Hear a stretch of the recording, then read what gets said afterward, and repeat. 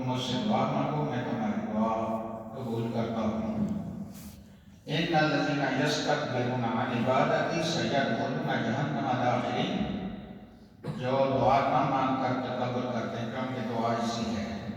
عاجزی کے مقابلے میں تکبر ہے۔ دعا نہ مانگنا متکبر ہونا ہے، متکبر صرف اللہ کی ذات ہے، تکبر شرک ہے۔ تو فرمایا ان الذین یستکبرون عن عبادتی سیدخلون جہنم داخرین، کہ جو لوگ دعا نہ مانگ کر تکبر کرتے ہیں، کہتے ہیں نا کہ دعا کیا کرنی ہے، اس وقت دعا نہیں مانگنی، یہ نہیں مانگنا چاہیے، دعا ہر وقت مانگنی ہے۔ اس لیے فرمایا جو دعا نہ مانگ کر تکبر کرتا ہے، اپنے مستغنی ہونے کا ثبوت دیتا ہے اللہ غنی بادشاہ کے مقابلے میں، اس کو میں جہنم میں ڈالتا ہوں۔ دعا کس کی قبول ہوتی ہے؟ دعا اس کی قبول ہوتی ہے کہ جس کے کسی اچھے کام سے اللہ راضی ہو گیا ہو اور اس کو خود پتہ نہ ہو کہ مجھ سے اچھا کام ہو گیا ہے، نیکی ہو گئی ہے۔ فرمایا وہی نیکیاں قیامت کو ملیں گی جو انسان کو پتہ نہیں چلا کہ میں نے نیکی کر دی ہے۔ ورنہ انسان نیکی کر کے اس کو گنتا رہتا ہے، لہذا لوگ واہ کر لیتے ہیں، فرمایا تیرے لیے کچھ بھی نہیں آخرت میں۔ اس لیے نیکی کر کے اس کو لوگوں کے سامنے خام خواہ بیان نہیں کرنا چاہیے، اور نیکی کو چھپا کر رکھنا چاہیے، اور نیکی کو اپنے اور اللہ کے درمیان رکھنا چاہیے۔ تو ایسے آدمی کی دعا قبول ہوتی ہے جس کو خود بھی پتہ نہ ہو کہ مجھ سے اللہ راضی ہے۔ اس لیے دعا یا کرنے والے کی قبول ہوتی ہے یا آمین کرنے والے کی قبول ہوتی ہے۔ آمین کرنے والے میں وہ آدمی بھی ہوتا ہے، اس لیے دعا پر آمین کرنی چاہیے، لیکن آمین اتنی اونچی آواز میں کہ مسجد سر پہ اٹھائی ہوئی اور لوگوں کا دماغ خراب کر دیا، ایسے نہیں ہے۔ کوئی عمل ایسا نہیں ہونا چاہیے جس سے دوسروں کو ایسی من گھڑت عمل نہیں ہونا چاہیے جس سے دوسروں کو تکلیف پہنچتی ہو اور دوسروں کا دماغ خراب ہوتا ہو اور اس کے طرف لوگ متوجہ ہوں کہ کتنی بڑی آواز کس کی ہے اور یہ کون اتنا بڑا اللہ والا بھیجا ہوا ہے۔ اس لیے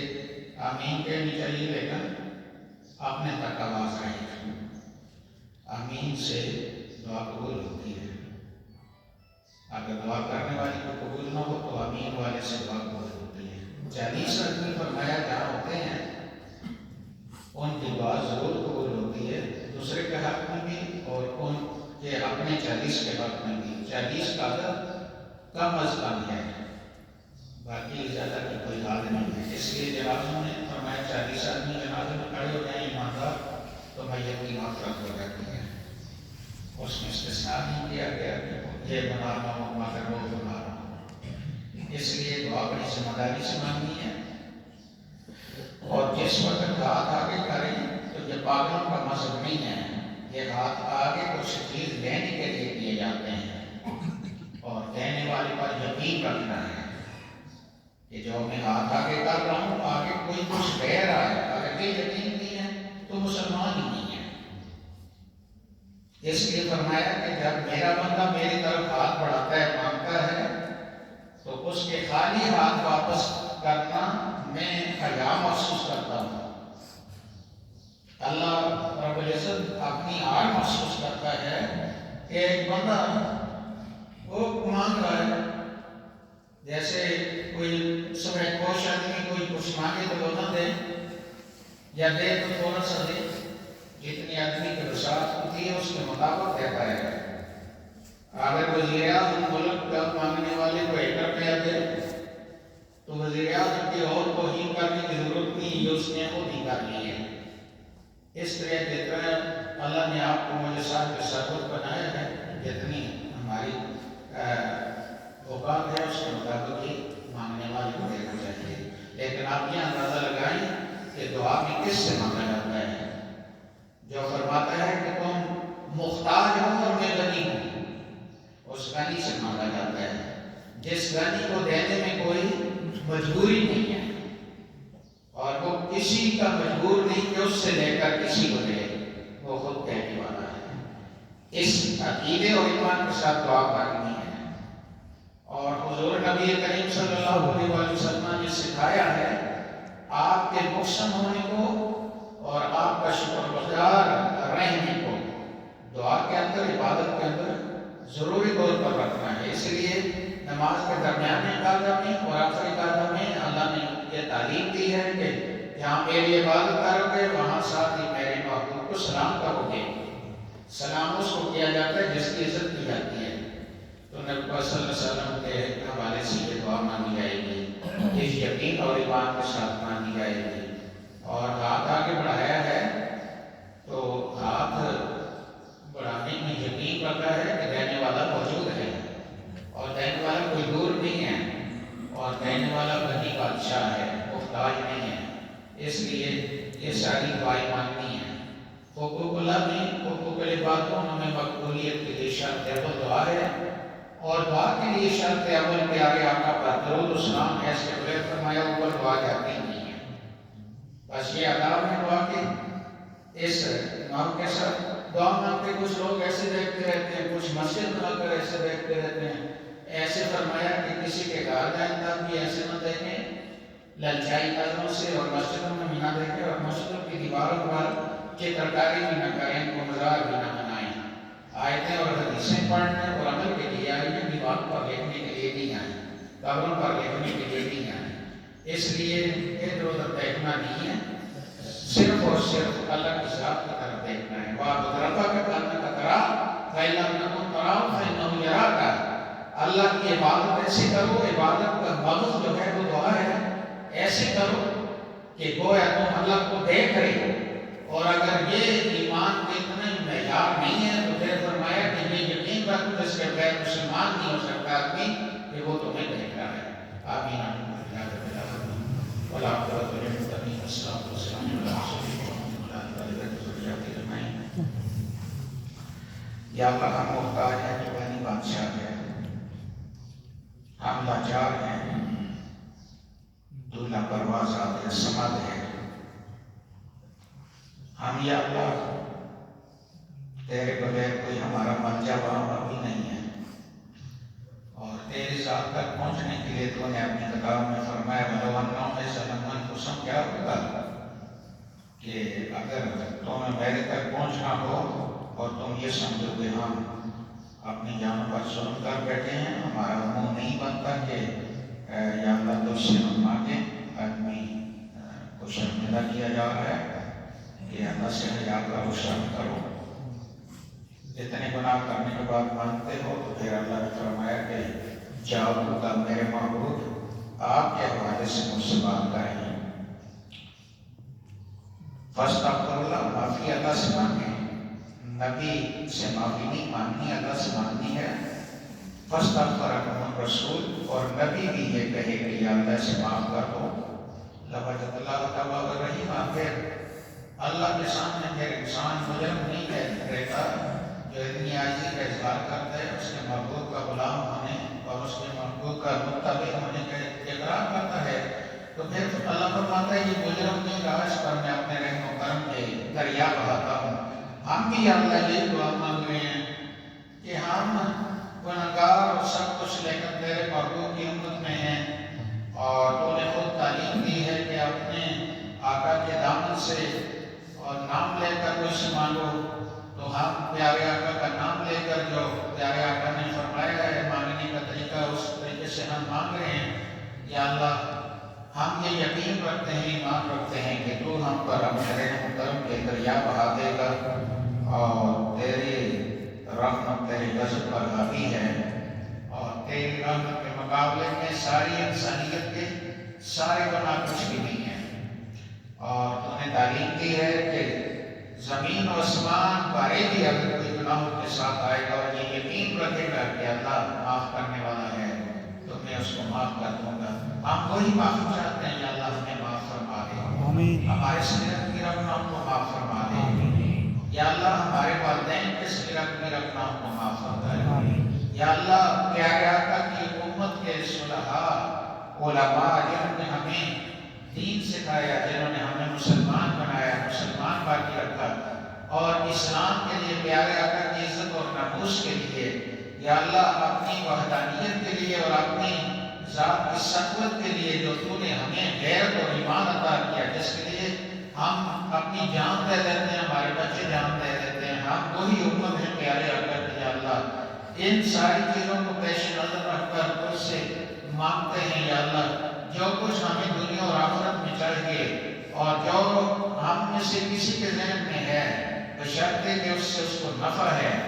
یا اللہ وہ اس سے سوچوں سے زیادہ عطا فرما، اپنی ذات کے ساتھ زیادہ عقیدت اور محبت نصیب فرما،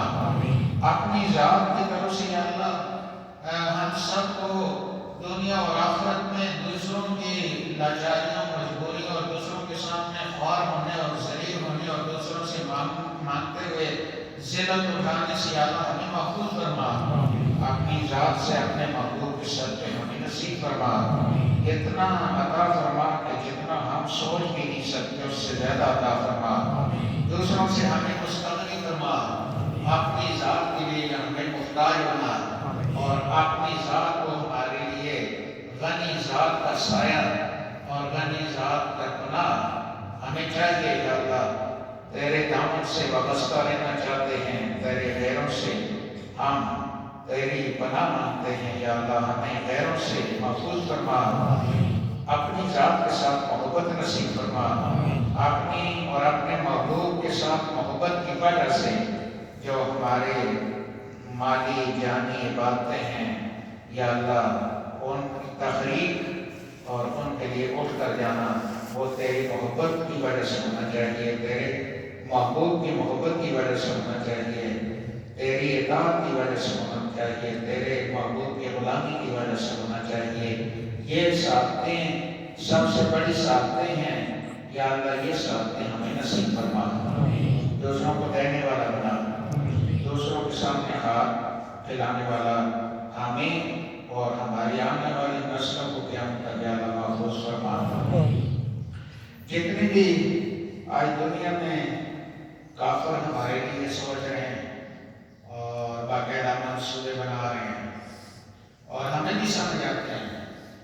مسلمان کو پتہ ہے کہ ہمارے خلاف منصوبے بن رہے ہیں،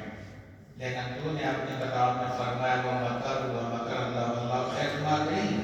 ہم اس پر یقین رکھتے ہیں، ایمان رکھتے ہیں کہ ہم کی یہ چالیں چلتے ہیں وہ، اور یا اللہ تو بھی ہم کی چالوں کو ناکام بنانے کے لیے تدبیریں کرتا ہے، اور تو سب سے بڑا تدبیر کرنے والا ہمارا خالق اور مالک ہے، یا اللہ ان کی تدبیروں کو اور ان کے کھودے گئے گڑھوں کو اور جو مسلمانوں کے لیے انہوں نے یہ سب کچھ سوچا ہوا ہے اس میں انہی کو مبتلا فرما، اس میں انہی کو یا اللہ پھینک دے، اللہم انا نجعلک فی نحورہم ونعوذ بک من شرورہم، اللہم انا نجعلک فی نحورہم ونعوذ بک من شرورہم، اللہم انا نجعلک فی نحورہم ونعوذ بک من شرورہم۔ یہ حدیث پاک ہے، سب سے بڑا دریافت ہے کہ یا اللہ جو گڑھے انہوں نے ہمارے لیے کھودے ہیں ان میں انہی کو ڈال دے، نحور کا معنی یہ ہے اور شرور ان کا شر ہے اور ان کے شر سے ہمیں محفوظ فرما، اللہم انا نجعلک فی نحورہم ونعوذ بک من شرورہم فی کشمیر، اللہم انا نجعلک فی نحورہم ونعوذ بک من شرورہم فی فلسطین، اللہم انا نجعلک فی نحورہم ونعوذ بک من شرورہم فی عالم اسلام، اللہم انا نجعلک فی نحورہم ونعوذ بک من شرورہم علی ظاہر الارض لأنک قال ان الارض یرثها عبادی الصالحون، کہ یہ زمین جائز جن لوگوں کے رہنے کے لیے جو اس زمین کے مالک ہیں وہ خلیفہ فی الارض، وہ ایماندار ہے، کافر منکر اور مسلمان کا دشمن وہ ناجائز طریقے سے زمین پر رہ رہا ہے، یا اللہ اس کو ہمیں زمین صفحہ ہستی سے مٹانے کی، کفر کو، شرک کو، مشرکوں کو، کافروں کو یا اللہ صفحہ ہستی سے جہاد کے ساتھ مٹانے کی توفیق عطا فرما، جہاد کے خلاف جو کوئی بھی بات کرتا ہے اور جہاد کو مسلمانوں سے نکالنا چاہتا ہے اور یہ کلمہ کہتا ہے کہ اسلام امن کا مذہب ہے، اس لعنتی سے مسلمانوں کو محفوظ پیر سے، اس مولوی سے، اس ملا سے، اس تبلیغی سے مسلمان کو پاک فرما، اور جہاد جو ہمارے لیے زندگی ہے یا اللہ، جو جہاد ہمارے لیے دنیا آخرت میں کامیابی کا راز ہے، اس جہاد پر عملاً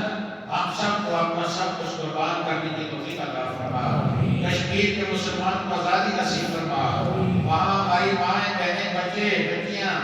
بے سر و سامانی کے عالم میں پڑے ہیں یا اللہ، ان کی عزت عصمت اور ان کے دین ایمان کی حفاظت فرما، ان کو کافر اور کفر سے مکمل آزادی نصیب فرما۔ جو ہمارا قبلہ اول ہے اس پر کافر مسلط ہو رہے ہیں، اور مسلمان سڑک پر دنیا بھر میں ہجرم کی طرح، خنسم کی طرح، خسروں کی طرح دیکھ رہے ہیں بیٹھ کر، اور جتنے بھی ہمارے بڑے مجاہد بنتے پھرتے ہیں پیٹھ میں گولیاں کھانے والے، یا اللہ ان کو سینے میں گولیاں کھانے والا خالد بن ولید بنا، اور پیٹھ میں بغیرتوں کی طرح گولیاں کھانے والے اور غریب پبلک مسلمانوں کا ظلم کرنے والے اور ان کا خون نچوڑنے والے درندوں سے یا اللہ اس پاکیزہ دھرتی پاکستان کو پاک فرما، اور نیک لوگوں کو یہاں عروج عطا فرما۔ یا اللہ میں پھر دعا کرتا ہوں پاکیزہ دھرتی پاکستان کو ناپاکوں سے پاک فرما، اور محب وطن لوگوں کو اس ملک میں عروج عطا فرما۔ یا اللہ میں دعا کرتا ہوں اپنے حبیب کے صدقے اس پاکیزہ دھرتی پاکستان کو ناپاکوں سے جو غریبوں پر ظلم کرتے ہیں اور غریب بڑے پریشان ہیں اور ملک کی نظریاتی اثاثوں کو تباہ کرتے ہیں اور اس ملک کو ہجرا بنانا چاہتے ہیں، اس ملک کی پبلک کو کافر بنانا چاہتے ہیں، کافروں کو یہاں اوپر چڑھانا چاہتے ہیں، یا اللہ میں ان کے لیے دعا کرتا ہوں ان کو ہلاک کر دے اور ان کے شر سے ہمیں محفوظ فرما دے اور ہمارے ملک کو محفوظ فرما دے، ہمارے ملک کو استقامت عطا فرما۔ قائد اعظم علامہ اقبال سے لے کر ہمارے علماء مشائخ نے اور ہماری پبلک نے، ہمارے نوجوانوں نے، ہماری ماں بہنوں نے، جنہوں نے اپنی عزتوں کو داؤ پہ لایا، اور ہمارے بچوں نے بچیوں نے فلسطین میں آپ دیکھ رہے ہیں کہ بندوقیں اٹھائی ہوئی ہیں، یا اللہ بڑی قربانیاں دے کر ہم نے یہ ملک بنایا ہے، بڑی بڑی قربانیاں اس کے پیچھے، ان قربانیوں کے صدقے یا اللہ اس ملک کو کافروں کے ہر شر سے اور کافر نوا جو مسلمان بننا چاہتے ہیں ایسے خبیث قسم کے مسلمانوں سے، ایسے خبیث قسم کے پیر جو خانقاہوں کے اندر بیٹھے ہیں اور مسلمانوں کو درندے نوچ رہے ہیں، ہماری بچیوں کو ننگا کر کے ہمارا جسم ہماری مرضی کے نعرے لگا رہے ہیں، یا اللہ خبیث بغیر جو لوگوں سے نذرانے نکالتے ہیں اور لوگوں کی چندی کرتے ہیں، ان خبیثوں سے، ان ناپاکوں سے اس پاکیزہ دھرتی کو یا اللہ پاک فرما، اور ان ناسوروں کی جگہ یا اللہ مجاہدین کو، اسلام کے مجاہدوں کو عروج عطا فرما، دوسروں کے لیے زندہ رہنے کا جو جذبہ رکھتے ہیں، دوسروں کے لیے جو اپنی جانوں کی قربانیاں دیتے ہیں، دوسروں کے لیے ہر وقت اپنی حاشیہ داؤ پہ لگاتے ہیں، دوسروں کے لیے اور ان کے ملک کے لیے اور پاکستان کے لیے، آپ اسلام کی بقا اور سلامتی کے لیے جو لوگ کفن لے کر اپنی بہنوں میں یا اللہ مارے مارے پھر رہے ہیں، ان کو عروج عطا فرما، اور یا اللہ ہر قسم کے دشمن چھپے ظاہر جو ہمارے اندر ہیں، جو بائے ہیں، یا اللہ ان پر ہمیں غلبہ نصیب فرما۔ یا اللہ ہمارے والدین جنہوں نے ہمیں اچھا مسلمان بنایا، ہمارے اساتذہ مشائخ جنہوں نے ہمیں اچھا مسلمان بنایا، دین سکھایا، ہمارے دینی مدارس جن کی وجہ سے آج ہم دنیا میں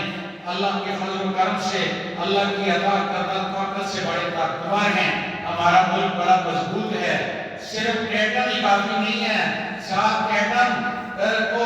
استعمال کرنے والا بھی ہونا چاہیے، وہ ہمارے بچے جو روٹی سوکھی کھا کر لوگوں کی باتیں سن کر چٹائیوں پہ بیٹھ کر دین پڑھتے ہیں، یہ ہمارے ابابیل ہیں، یا اللہ ان کو دن دگنا رات چگنا ترقی عطا فرما۔ جو کہتے ہیں علماء کی حاکمیت نہیں ہونی چاہیے،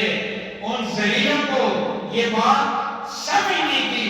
کہ علماء کو حاکمیت اللہ اور اس کے رسول نے عطا کی ہے، یہ کسی خانقاہ یا کسی پیر یا کسی خبیث یا کسی دوسرے کے در سے ہمیں نہیں ملی ہے، یہ اللہ اور اس کے رسول نے ہمیں حاکمیت اور اپنے نبی کا نائب بنایا ہے۔ ایسی سوچیں اور ایسے تبصرے کرنے والوں کو ذلیل و پار کرنا، عبرت کا نشان بنا، اور ہمارے ملک کو یا اللہ دن دگنا رات چگنا ترقی عطا فرما، ہمارے بچوں کے چھن جانے سے محفوظ فرما۔ کافر